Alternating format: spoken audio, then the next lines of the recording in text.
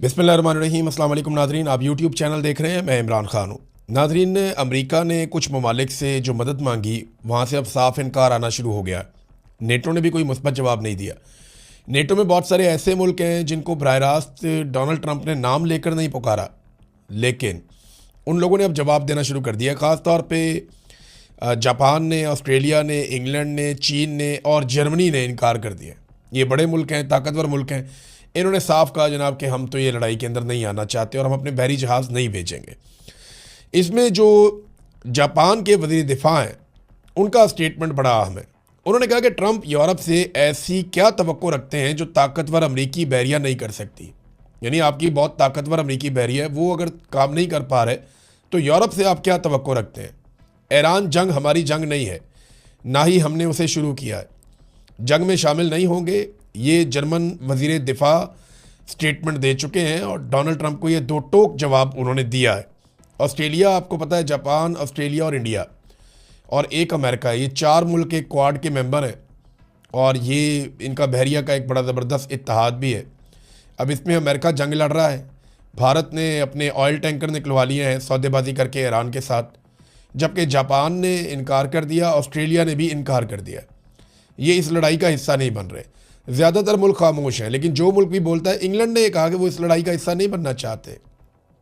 बरतानवी वज़ीर, देखिए, बहुत सारे ममालिक का ना अमेरिका के ऊपर एतबार आहिस्ता आहिस्ता ख़त्म होता जा रहा है। डोनाल्ड ट्रंप एक आलमी किस्म की तन्हाई का शिकार हो रहे हैं जो उनकी सियासी शख्सियत को और उनके किरदार को डैमेज कर रहा है।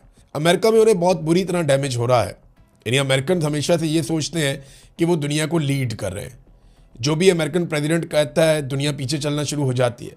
लेकिन बड़े लंबे अरसे के बाद, बल्कि तारीख में हम पहली मरतबा देख रहे हैं, हालिया तारीख में, कि एक अमरीकी सदर है वो एक फ़ैसला करता है, पूरी दुनिया पीछे से निकल जाती है। तो अमेरिका के अंदर भी इस बात को बहुत मायूसी से देखा जा रहा है कि डोनाल्ड ट्रंप की शख्सियत की वजह से या उनके कारनामों की वजह से आज दुनिया अमेरिका के पीछे खड़ी नहीं हो रही। और ये बात अमेरिकन बहुत माइंड करेंगे।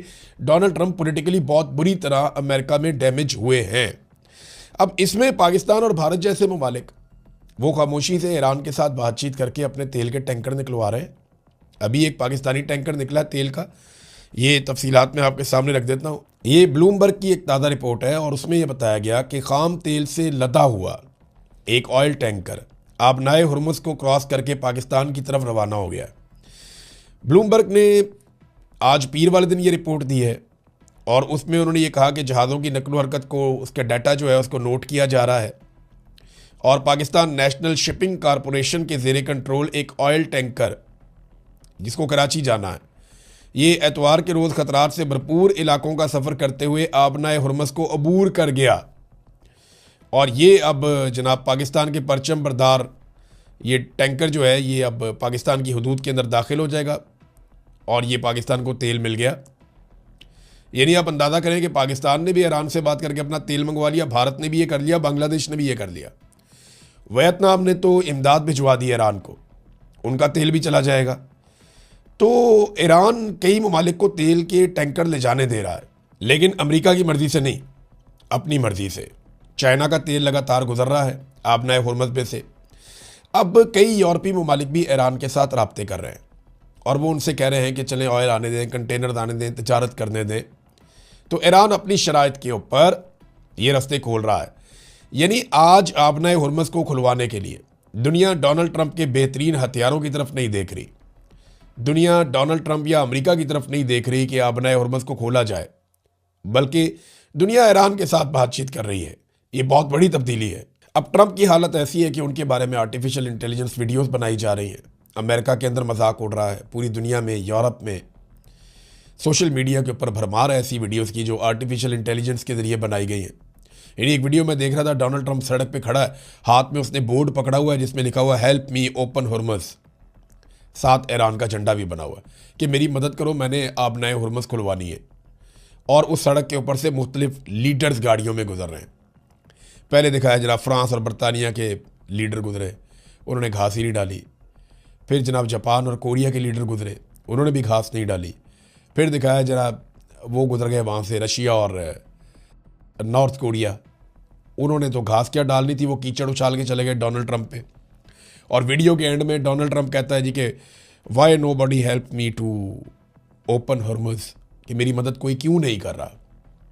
तो डोनाल्ड ट्रंप ना अकेला पड़ना शुरू हो गया आलमी सतह पे। और ये डोनाल्ड ट्रंप को अकेला किया नेतन्याहू ने। ये अमेरिकन मानते हैं, वो बार बार कहते हैं कि हम फंस गए, ये लड़ाई हमारी थी नहीं। यहाँ पे आलमी सतह पे अब एक चीज़ को सब तस्लीम करना शुरू हो गए हैं। तमाम मीडिया के लोग, तमाम जितने भी तज्जियाकार हैं वो ये बात कर रहे हैं, अमेरिकन सबसे ज़्यादा ये बात कर रहे हैं कि नेतन्याहू ने डोनाल्ड ट्रंप को इस बात का यकीन दिलाया था कि जिस वक्त खामनेई को मार दिया जाएगा, यानी उसने कहा था कि खामनेई को मार दो, बाकी सब आसान हो जाएगा, अवाम खुद ही रजीम तब्दील कर देंगे ईरान के अंदर।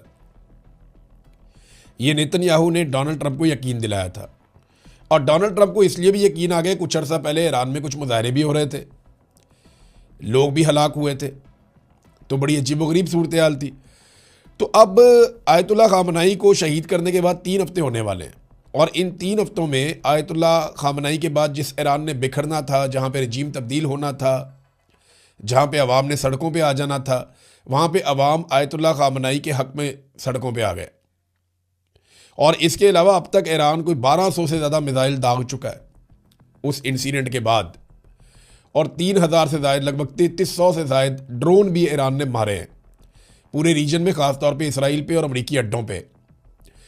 तो जिस एक इंसिडेंट के बाद नेतन्याहू ने ये वादा किया था और दावा किया था कि खामनेई को मार दो, सब कंट्रोल में आ जाएगा, खामनेई की शहादत के बाद सब कुछ कंट्रोल से निकल गया। तो अमेरिका की और नेतन्याहू की असेसमेंट गलत थी, और नेतन्याहू ने अमेरिका को फंसा दिया एक दलदल के अंदर, जहाँ से अमेरिका ये चाहता है या तो वो बाहर आ जाए या बाकी लोग भी अमेरिका के साथ उसके अंदर फंस जाएं।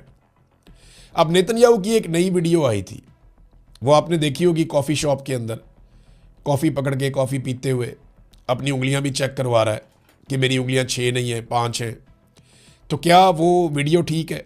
तो आर्टिफिशियल इंटेलिजेंस का जो टूल है ग्रॉक, उसमें जब डाला गया तो उसने बताया ये डीप फेक है। एनडीटीवी ने इसको रिपोर्ट किया है, और वो ये बताते हैं कि Israeli prime minister Netanyahu's new video under scrutiny, यानी नई वीडियो जो है वो भी स्क्रूटनी में आ गई है, और ग्रॉक ने कहा कि ये डीप फेक है। बहुत सारे लोगों ने इस तरह की और बहुत सारी वीडियोस बनाई है। तो नेतन्याहू गया किधर? कुछ लोग ये दावा करते हैं कि वो यूरोप के एक मुल्क में छुपा हुआ है, और दावे में ये कहा जाता है कि शायद जर्मनी में कहीं छुपा हुआ है। कुछ लोग ये दावा करते हैं कि वो हवाई जहाज़ के अंदर ट्रैवल करता रहता है या अमेरिका चला गया है, और कुछ सोर्सेज ये कहते हैं कि वो इसराइल के अंदर ही किसी बड़े खुफिया बंकर के अंदर मौजूद है। जबकि बाज़ लोगों का ये मानना है कि नेतन्याहू के घर के ऊपर जो अटैक हुआ था उसमें वो मारा गया, और कुछ इतलात ये कहती हैं कि वो शदीद ज़ख्मी है, उसका इलाज चल रहा है। अब आप कुछ कह नहीं सकते कि बेंजामिन नेतन्याहू गया कहाँ पे, लेकिन जो वीडियोज़ उसकी मंजर-ए-आम पे आ रही हैं, उन वीडियोज़ पे ये इल्ज़ाम लगाया जाता है कि ये तमाम वीडियोज़ आर्टिफिशियल इंटेलिजेंस की हैं, ये वीडियोज़ ठीक नहीं है। ईरान ने नाज़रीन एक वार्निंग जारी की है, और ईरान ने यह बताया कि अमरीकी तैयारा बरदार जो जहाज़ हैं, ये मैं अभी आपको बताता हूँ कि जो तैयारा बरदार जहाज़ हैं या जो बहरी बेड़े थे अमेरिका के, इनकी अहमियत कम हुई है या बढ़ गई है दुनिया में। बहुत सारे हथियार ऑब्सलीट हो जाते हैं ना, यानी वो हथियार माजी में बड़े कारआमद थे और आज के दौर में नाकारा हो जाते हैं, क्योंकि उनके मुकाबले में ऐसी चीज़ें बन गई हैं कि जहाँ पे वो हथियार सिर्फ बोझ बनकर रह जाते हैं। तो ईरान ने कहा कि अमरीकी तैयारा बरदार बेड़ा जो है उसको मदद फराहम करने वाली ज़मीनी जितनी भी फैसिलिटीज़ हैं या तनसीबात हैं, उनको अब हम निशाना बनाएंगे। और ये जो तैयारा बरदार बेड़ा है, इसका नाम है USS जेरल्ड आर फोर्ड। इससे मुताल्लिक ईरान ने आइडेंटिफाई किया है कुछ अरब मुल्कों में तनसीबात हैं जो इसको फैसिलिटेट कर रही है, और वो कहते हैं कम्युनिकेशन में हो सकता है, रेडार में हो सकता है, हथियारों के इस्तेमाल में हो सकता है, कमांड एंड कंट्रोल सेंटर हो सकता है, या वहाँ पे इसकी रीफ्यूलिंग वगैरह की चीज़ें हो सकती हैं। लेकिन जो भी है वो कहते हैं जी हम उसको निशाना बनाएंगे, और पहले से उन्होंने खबरदार किया कि वो ये करने जा रहे हैं। नाज़रीन, ईरानी वज़ीर ख़ारजा ने पाकिस्तान का शुक्रिया अदा किया है, ये इंपॉर्टेंट है।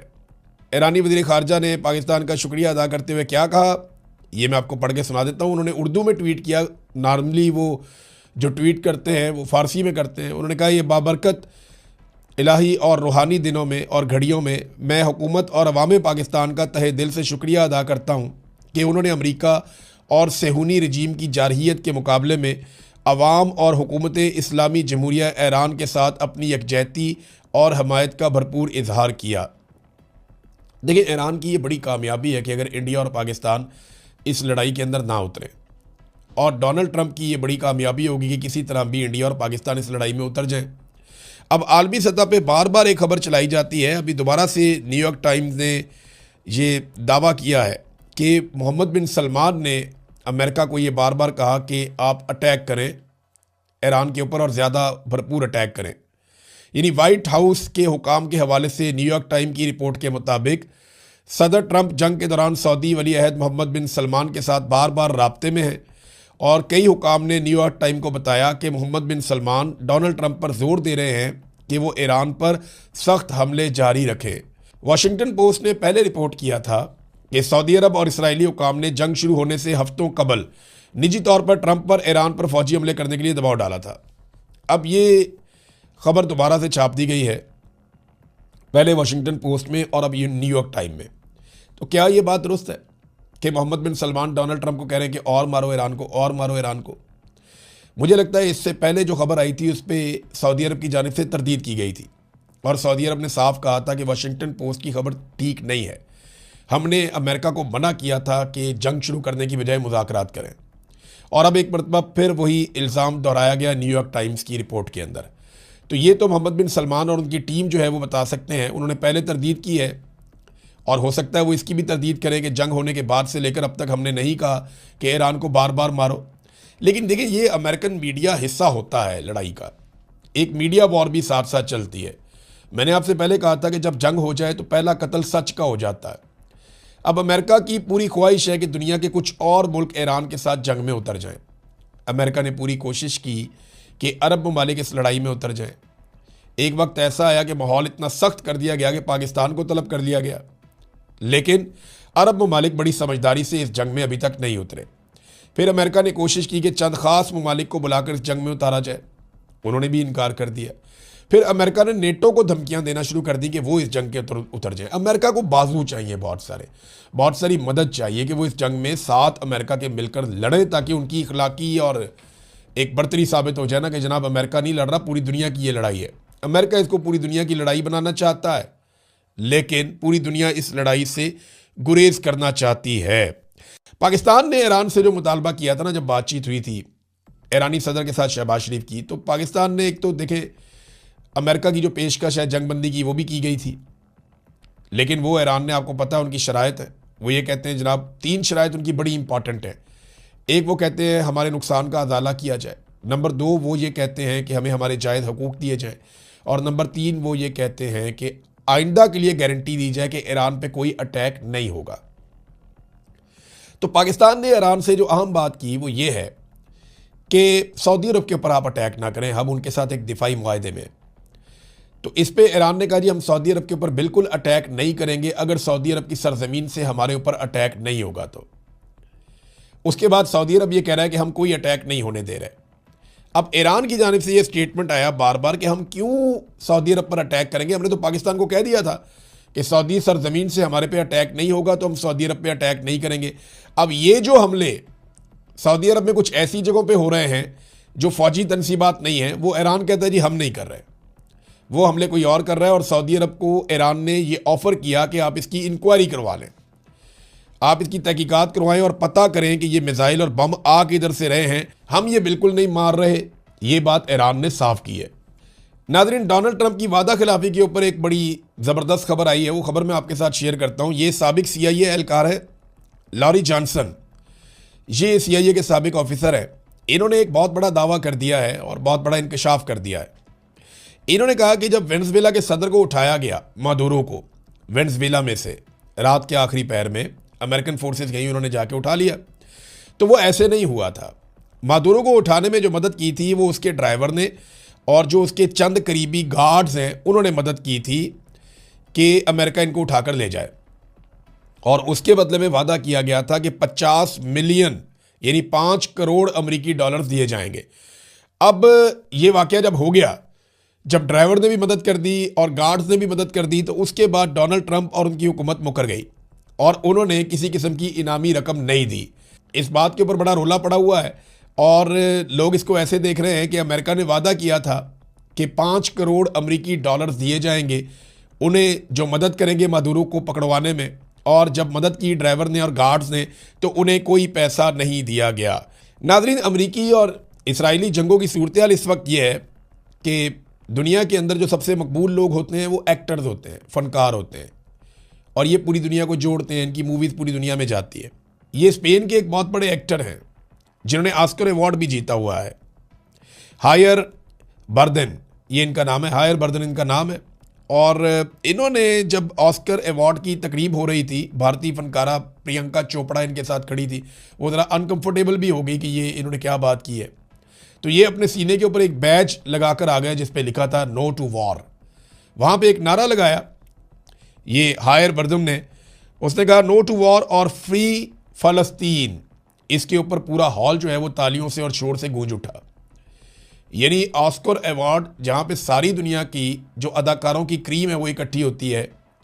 ये 98th अवार्ड्स हैं जो हो रहे हैं, 2 साल के बाद जो 100 हो जाएंगे पूरे।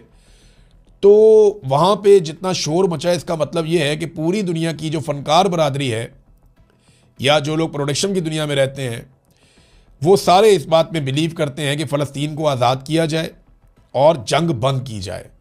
तो जंग के ख़िलाफ़ जो है पूरी दुनिया एक तरफ इकट्ठी हो रही है। नाज़रीन, ईरान की जानिब से एक बड़ा इंटरेस्टिंग स्टेटमेंट भी आया।